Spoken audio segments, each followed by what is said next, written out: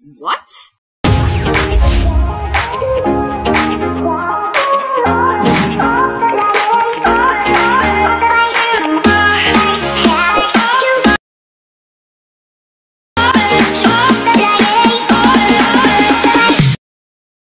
So good evening guys, for today's video is magluto ng putagsudan kay gabi na. Kari ipalit na mo for only 15 pesos. Gipalit na mo ni dito kay Uncle sa gawas, nga gabligi sa gawas sa amuhang dorm. Gislice pa na mo into half ang sayote og carrots kay para daghan, kay daghan man magkaon. So mauna ang ingredients sa mong lutuonon. And pagkatapos atog nagisa nami sa gabor og bawang. Tapos gisunod na mo ang sibuyas. Gidalian lang na siya kay dali lang kayo mag-init ang gabor.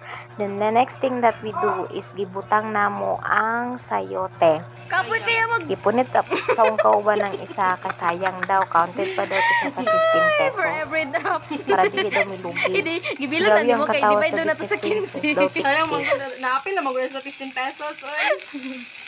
So, pagtapos na mo og katawag taman-taman, mag-mix, ibutangan na mo siya og asin and other seasonings na dapat ibutang para magkalasa pud among niluto. Tapos, gimix-mix na pud na mo ulit. Ibutangan na mo og gamay nga tubig kay para mapabukalan ang sayote og dili siya maluto.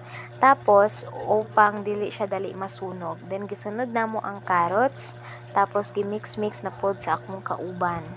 After 1 minute, gisunod dayon na magbutang ang ground beef. Gipalit na mo ni siya sa market for only $30. Char ka mahal.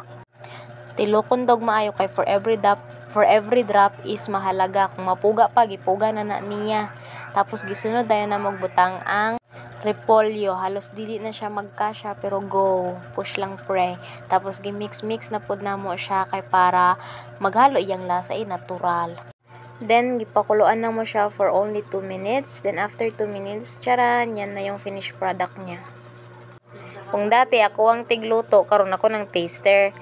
Syempre, testingan na to. Kaya kung pangit ang lasa, basulon na to ang nagluto. Pero unfortunately, layo man sa dagat. 5:50 mi nagluto, nahuman mi mga 6. Then, after 30 minutes, at last, naabot ang ato ang first Disney princess. Pagkataod-taod ni sunod pa ang duwa ka Disney princess. Sumauto, dari lang sa taman kay gutom na ang mga Disney princess. Ako na food. Okay, bye.